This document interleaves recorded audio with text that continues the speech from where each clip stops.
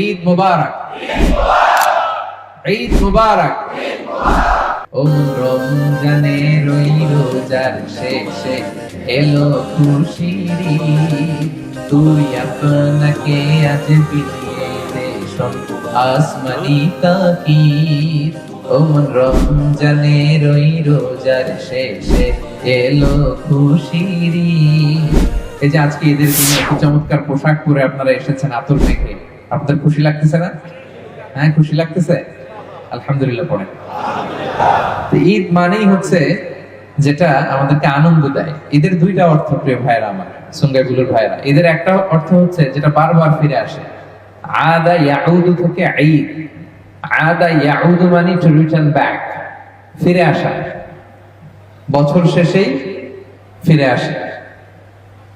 একটা বছর যায় আবার ঈদ আসে, যায় আবার আসে, তাই না? এজন্য এটার নাম ঈদ।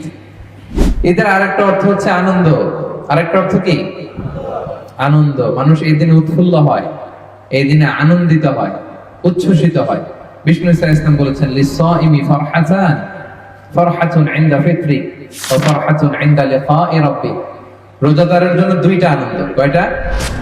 একটা হচ্ছে এই যে আজকের আনন্দটা, আনন্দ লাগতেছে না?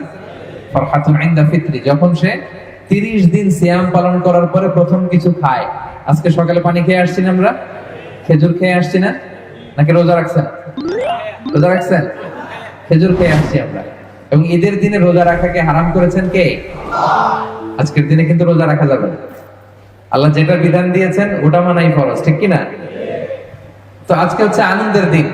প্রথম আনন্দ হচ্ছে ফারহাতুন ইনদা ফিত্রি, যখন আমরা আজকে যে রোজা ভাঙলাম, রোজা না রেখে আমরা ইফতার করে আসলাম, মানে ব্রেকফাস্ট করে আসলাম, এটা একটা আমাদের আনন্দ। 30টি দিন আমরা না খেয়েছিলাম, সিয়াম পালন করেছি, আর আজকে আমরা খেয়ে ঈদগাহে এসেছি, আলহামদুলিল্লাহ পড়ে। আরেকটা আনন্দ জমা আছে, সারপ্রাইজ গিফট। সেটা কি? ওয়া ফারহাতুন ইনদা লিকাই রাব্বি, যেদিন আল্লাহ তাআলার দিদার আমরা পাবো, সেই আনন্দ। পড়েন আল্লাহু আকবার।